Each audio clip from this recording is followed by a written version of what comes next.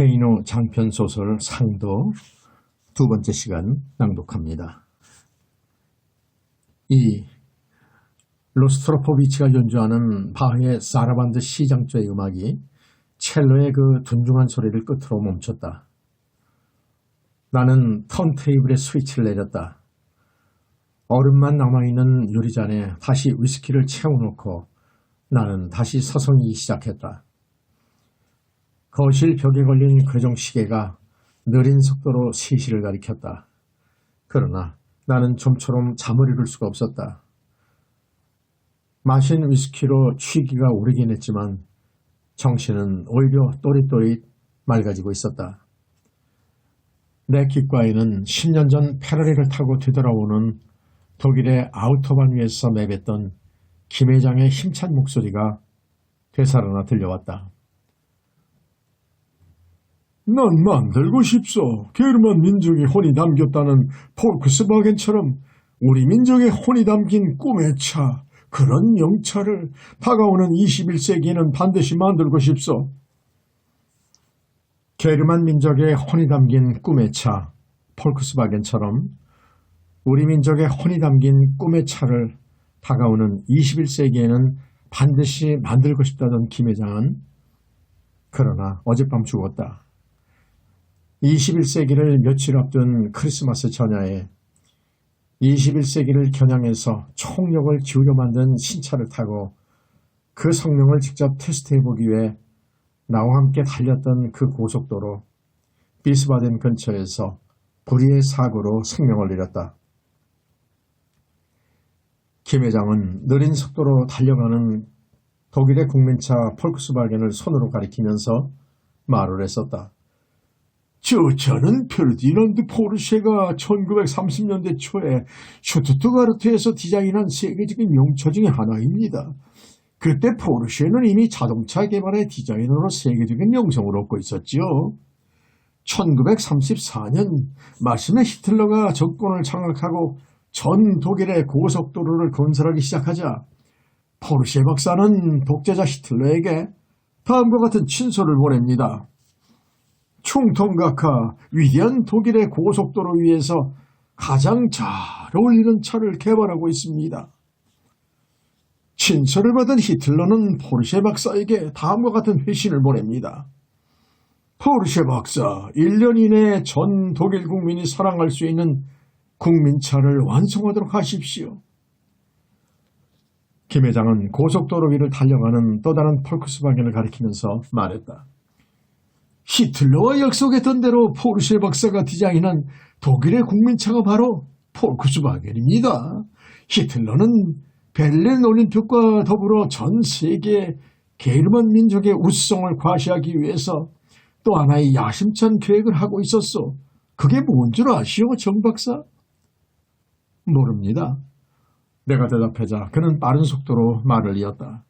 그의 목소리는 무척 빨라서 어떨 때는 혼잣말을 하는 사람과도 같았다.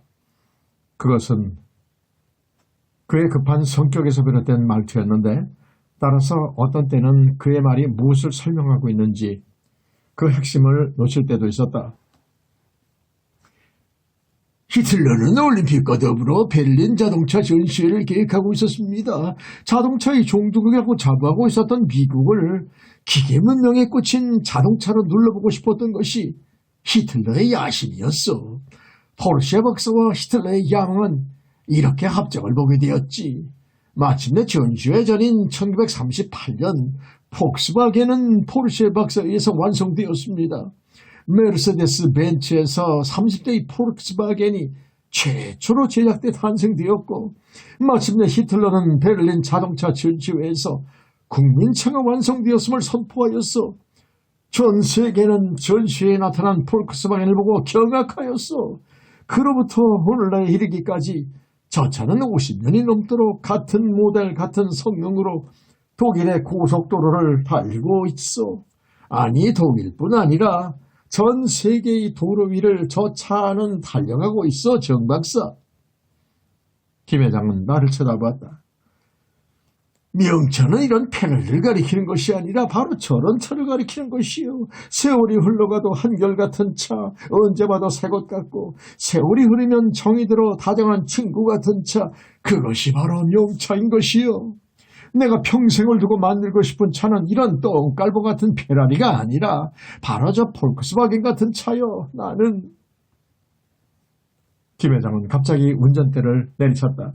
이 고속도로 위에서 우리나라가 만든 명차가 다가오는 21세기에 파도처럼 넘치는 모습을 내 눈으로 보고 싶소. 김 회장은 천천히 말을 뱉었다. 빠르고 어눌한 평소의 어투와는 달리 그는 마치 국어책을 낭독하듯 또박또박 힘을 줘 말하였다. 정 박사는 도대체 무엇을 보기 위해 베를린에 왔습니까? 김 회장은 나를 처음 만났을 때 호텔방에서 내게 던졌던 질문과 같은 질문을 다시 한번 똑같이 되물었다. 베를린 장벽이 무너지는 것을 보기 위해서 독일에 온 것입니까? 그 역사적 현장을 보고 수많은 젊은이들이 자유를 찾기 위해서 죽어간 그 핏자국을 눈으로 확인하기 위해서 독일에 온 것입니까? 무엇을 보기 위해서 도대체 독일에 온 것입니까? 김 회장은 갑자기 예언자처럼 말을 이었다. 보십시오, 정 박사. 베를린 장벽이 무너진 것은 다만 시작에 불과합니다. 이제 모든 것이 무너집니다. 두고 보시오. 20세기가 다 가기 전에 모든 것이 다 무너질 것입니다. 베를린 장벽이 무너지면서 동독이 붕괴될 것입니다. 폴란드가 무너지고 체코가 무너질 것입니다. 루마니아가 무너지고 알바니아가 무너질 것입니다. 그뿐인 줄 아십니까? 소련이 산산조각이 날 것입니다. 소련의 연방국들이 속속 독립을 선포하고 유럽에서는 민족과 민족끼리 종교와 종교끼리 전쟁이 일어나 서로가 죽고 죽이는 내전이 일어날 것입니다. 비단 유럽뿐만이 아닙니다. 베트남이 무너지고 캄보디아가 무너질 것입니다. 중국이 꿈틀거리고 홍콩이 무너질 것입니다. 이 모든 일들이 20세기가 다 가기 전에 일어날 것입니다. 난 그때 솔직히 그의 말을 믿지 않았다. 그의 말은 너무 비약적이었으며 과장돼 있었다. 20세기가 다 가기 전에 그런 극적인 변화가 이 지구상의 모든 국가에서 일어날 수 있다니. 21세기까지는 겨우 10년밖에 남지 않았습니다. 나는 솔직히 지나치게 자신만만한 그의 태도가 마음에 들지 않았다. 그러자 김 회장은 대답했다. 그로써 정확히 11년밖에 남지 않았지. 그럼 지금 회장님께서 말씀하신 그런 모든 변화가 그 짧은 11년 안에 모두 실제로 분명히 일어날 수 있다는 것입니까? 분명히 일어날 것입니다. 그는 추후에 의심도 없이 분명하게 대답했다. 내 말을 못 믿겠다면 내기를 걸어도 좋소. 내기에 무엇을 거시겠습니까? 나는 짓궂은 심정으로 물었다. 그러자 김 회장은 쾌활하고 단순하게 대답했다. 내 목숨을 걸겠소. 20세기가 다 가기 전에 내 말이 틀린다면 그땐 바로 당신에게 내 생명을 내놓겠소. 결과적으로 말하면 그의 예언은 적중되었다. 베를린 장벽의 붕괴는 단순히 베를린 장벽의 붕괴만을 의미하지는 않았다. 단 한 개의 도미노가 쓰러지는 것으로 시작하여 수만 개의 도미노가 파장을 이루면서 무너지듯 베를린 장벽의 붕괴로부터 동독은 무너지고 독일은 통일되었다. 유고가 무너지고 종교 간에 민족 간에 전쟁이 일어나고 유고 연방은 세 조각으로 네 조각으로 쪼개졌다. 루마니아가 무너지고 알바니아가 무너졌다. 소련 연방은 붕괴되고 수많은 국가들이 러시아에서 떨어져 나갔다. 이 모든 일들이 1989년 11월 12일 일요일 프랑크푸르트로 되돌아오는 페라리 차 속에서 자신의 생명을 내기로 걸고 김 회장이 내게 예언했던 그 내용대로 불과 10년 사이에 모두 실제로 일어난 것이었다. 홍콩이 중국에게 반환되었으며 중국이 용처럼 꿈틀거리면서 일어서고 있었다. 예언자. 그렇다. 다큐에 미친 김기석 회장은 내게 있어 시대의 징조를 정확하게 꿰뚫어 본 예언자였던 것이다. 자신의 생명을 내게 걸겠다던 김 회장은 내게 이기고서도 스스로 목숨을 잃었다. 정답을 다 맞추고서도 시험에 떨어진 억울한 낙방생처럼 김 회장은 모든 미래를 정확히 꿰뚫어 보고서도 20세기가 얼마 남지 않은 크리스마스 전날에 자신의 표현처럼 현대의 말인 승용차를 몰고 독일의 고속도로를 달려가다가 사고를 내고 죽어버리고 만 것이다. 바퀴에 미친 바퀴벌레 김기섭, 시대의 징표를 정확히 꿰뚫어 보았던 예언자 김기섭 회장은 도대체 무슨 이유로 이처럼 비참한 죽음을 맞게 되었던 것일까? 내 기억이 정확하다면 김 회장은 1999년 12월 24일 오후 3시에서 4시경에 독일의 고속도로 비스바덴 근처에서 교통사고로 목숨을 잃었다. 내가 그 소식을 최초로 접한 시간이 성당에서 자정미사를 끝내고 집으로 돌아온 직후였으니까 보다 정확한 시간은 독일 현지 시각으로 오후 4시경이 맞을 것이다. 오후 4시라면 아직 아기 예수는 태어나지 않은 그 시간에 김 회장은 21세기를 겨냥해서 총력을 기울여 만든 자신의 신차를 타고 달려가다가 목숨을 잃은 것이다. 어떤 사고였을까? 무한 속도로 달려가는 차들과 부딪혀서 충돌 사고를 일으킨 것일까? 아니면 고속도로의 가드레일을 받고 도로 아래로 굴러떨어진 것일까? 운전 부주의로 중앙분리대를 받고 고속도로 위에서 차가 뒤집혀 전독사고를 일으킨 것일까? 그것도 아니라면 나는 순간 머리카락이 곤두서는 것을 느꼈다. 혹시 그것도 아니라면 다른 무슨 이유 때문이었을까? 그는 어쩌면 사고를 가장한 어떤 치밀한 범죄에 의해서 피살된 것은 아닐까? 그도 아니라면 그는 스스로 목숨을 끊어 자살을 해버린 것이었을까? 그는 충분히 그럴 만큼의 위험성을 항상 안고 있었다. 그는 아직 공산 세력이 완전히 소멸되지 않은 동구권을 상대로 사업을 벌이고 있었다.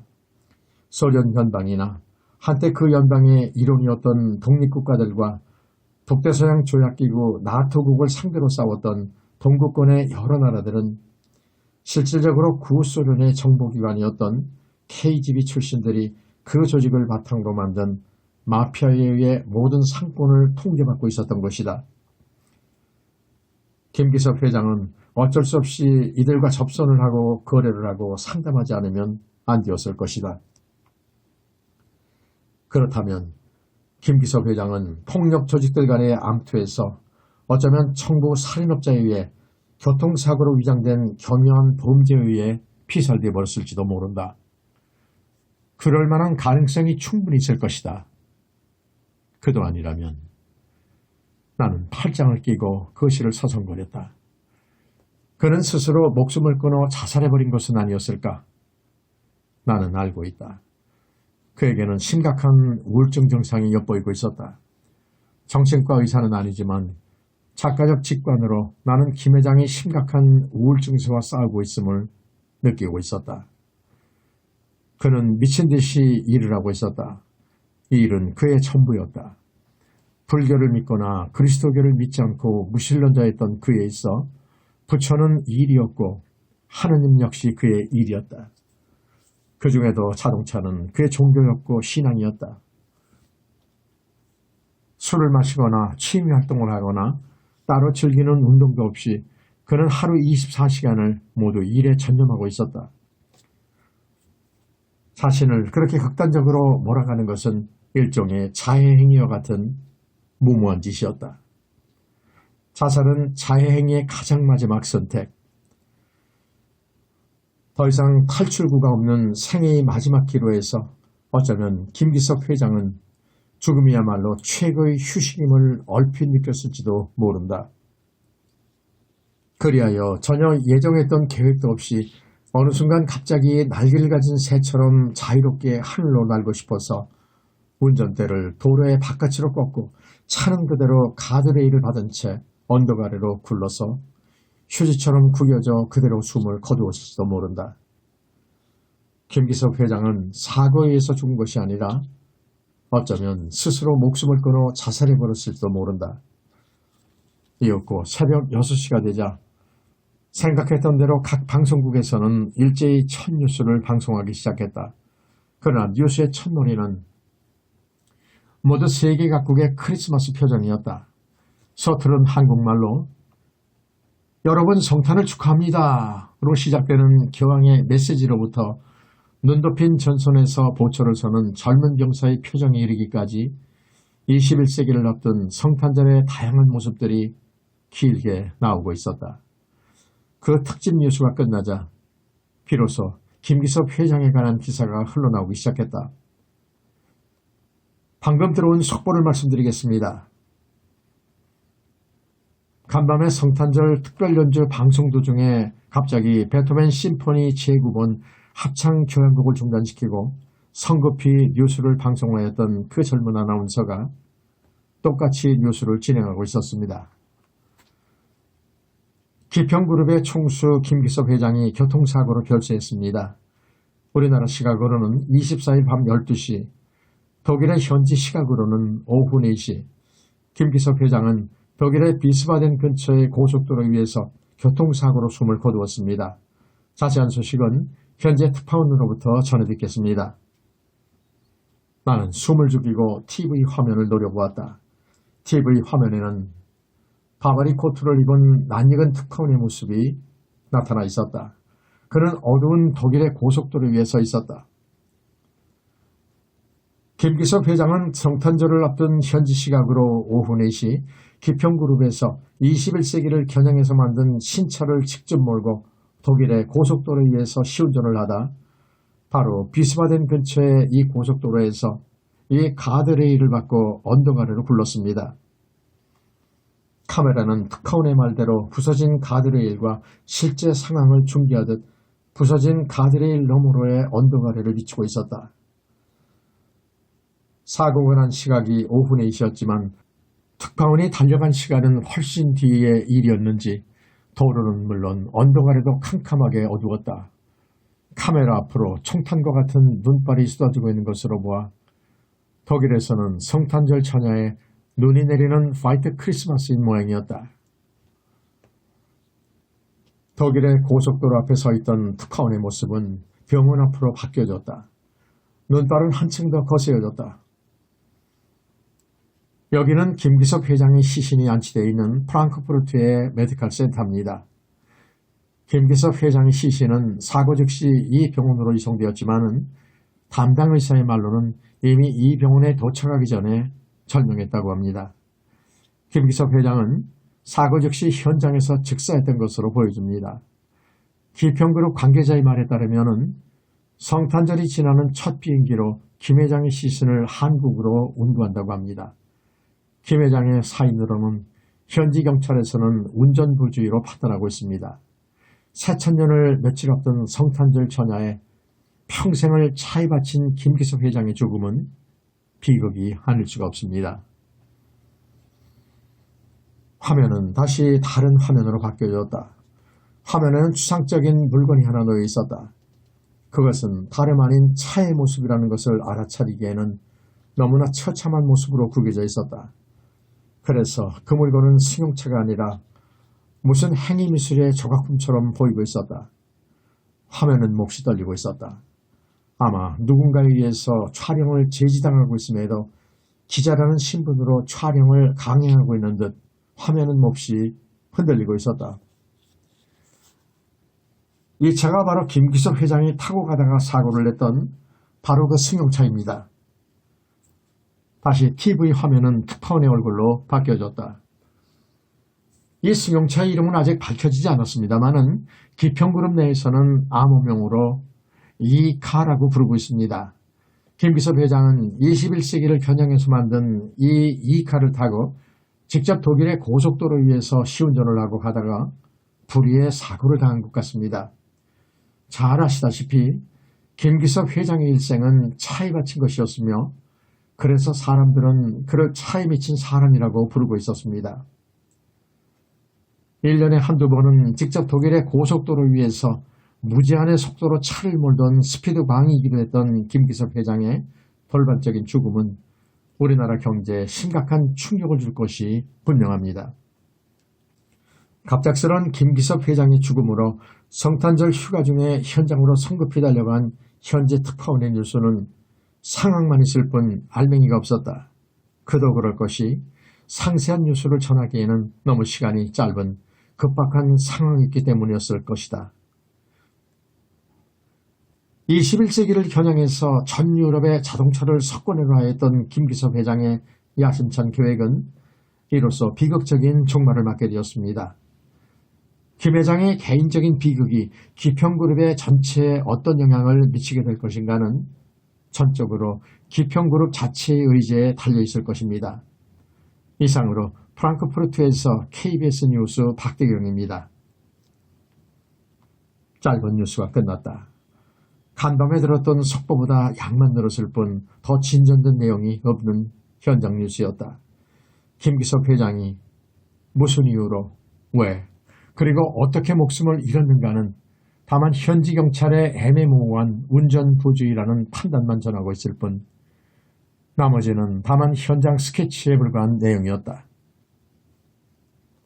그는 죽었다. 독일의 고속도로 위에서 성탄절을 앞둔 현지 시각으로 오후 4시 독일의 비스바덴 근처의 고속도로 위에서 가드레일을 받고 경차진 언덕길 아래로 굴렀다. 차체는 마치 휴지 조각처럼 구겨졌으며 그는 운전대를 잡은 채 현장에서 즉사했다.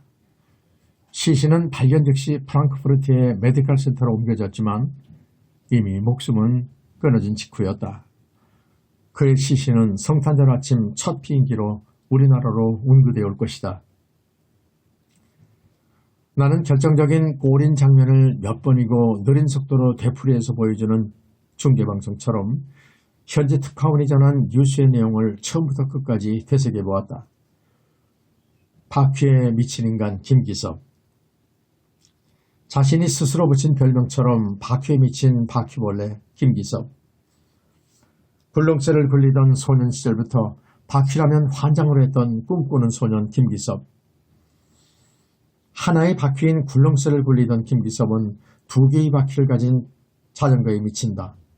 자전거의 생명인 바퀴, 림의 비밀을 풀기 위해 목숨을 걸고 일본으로 밀항까지 했었던 청년 김기섭.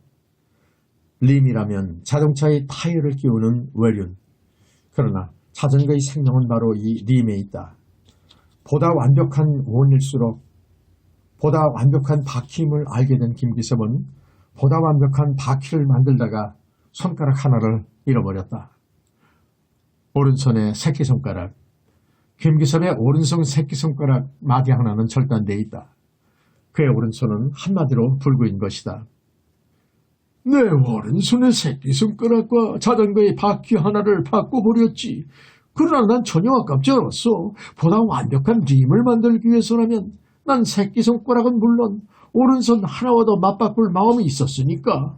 아니, 그 이상이었지. 오른손은 물론 내 목숨과도 맞바꿀 마음도 있었으니까.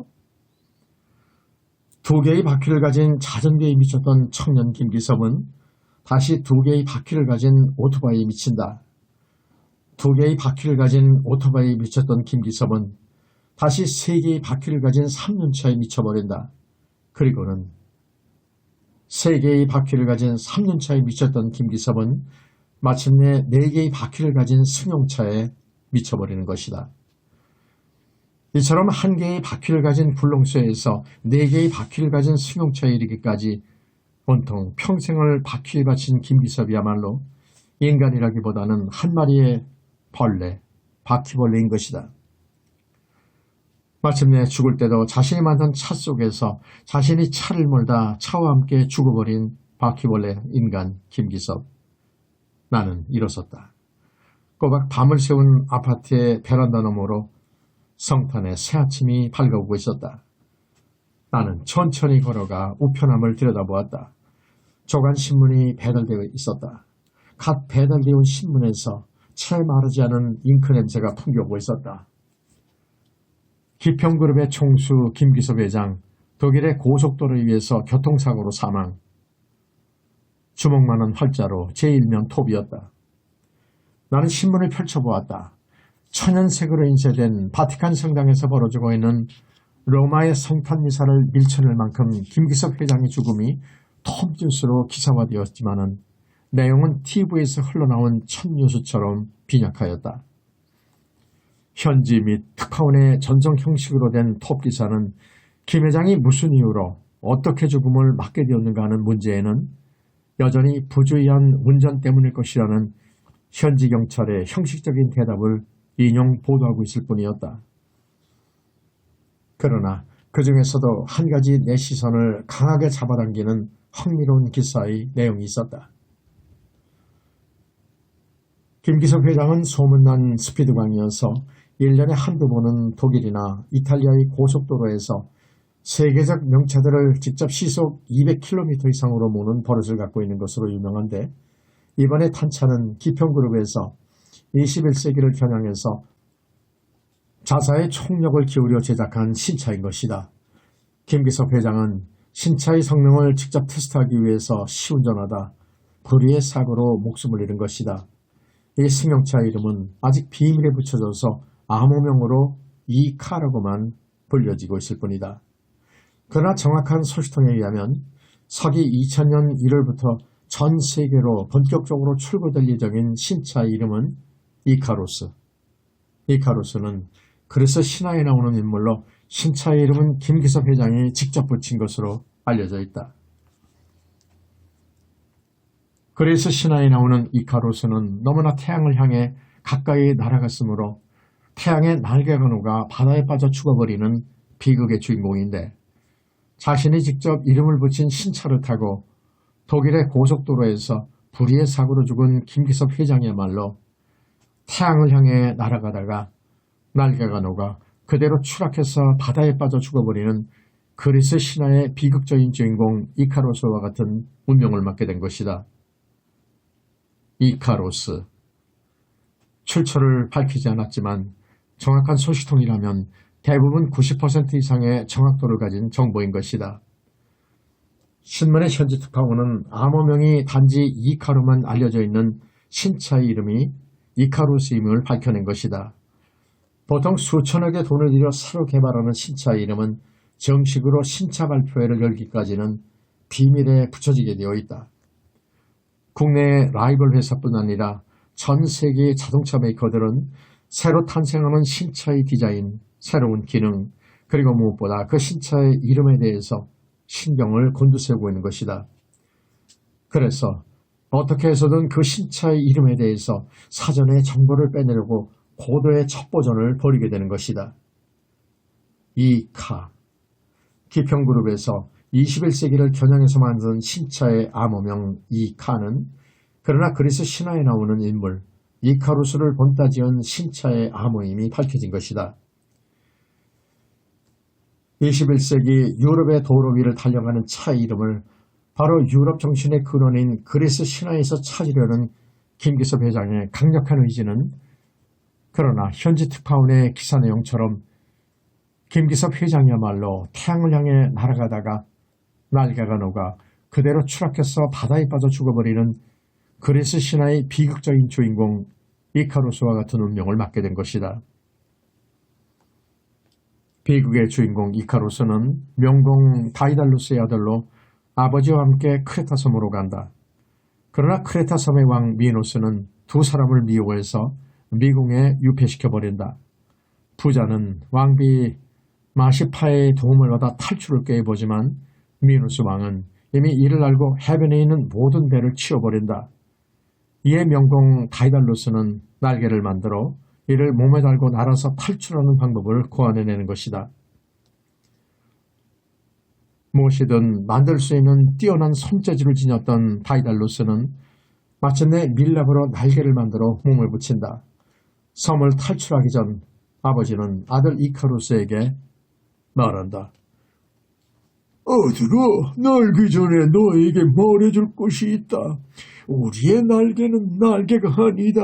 이것은 밀랍으로 만든 인공의 날개일 뿐이다. 너는 조금 있으면 하늘로 날 수 있을 것이다. 그러나 하늘로 날면 더 높이 날고 싶은 욕망을 느끼게 될 것이다. 그래서는 절대로 안 된다. 왜냐하면 높이 날수록 태양에 가까이가 날개가 녹을 수 있기 때문이다. 우리의 날개는 다만 시칠리 섬으로 도망갈 정도의 높이로만 날아야 한다. 그리고 두 사람은 하늘을 향해 날기 시작한다. 아버지 다이달로스는 무사히 날아 시칠리아 섬에 도착했지만은 아들 이카루스는 하늘 위로 솟아오르자 아버지의 주의를 잊어버린다. 더 높이, 더 멀리. 날면 날수록 쾌감을 느낀 이카루스는 하늘 높이 날개짓하며 날아간다. 태양에 너무 가까이 간 이카루스의 날개는 태양에 녹아 마침내 바다에 떨어져 익사해서 숨을 거두게 되는 것이다. 이카루스, 그리스 신화에 나오는 비극의 주인공. 밀랍으로 만든 날개를 달고 무모하게 더 높이 더 멀리 날다가 태양에 날개가 녹아 바다에 빠져 죽는 이카루스.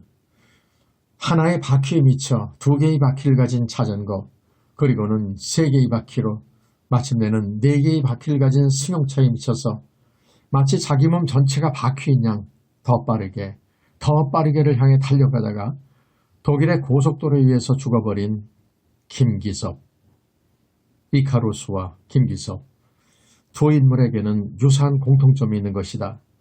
그렇다면 21세기를 겨냥해서 만든 신차에 김기섭 회장이 직접 이카루스의 이름을 붙인 것이 사실이라면 그는 자신이 바다에 빠져 죽은 이카루스처럼 언젠가는 고속도로 위에서 비극적인 최후를 맞이할 것을 예견이라도 하고 있었던 것일까?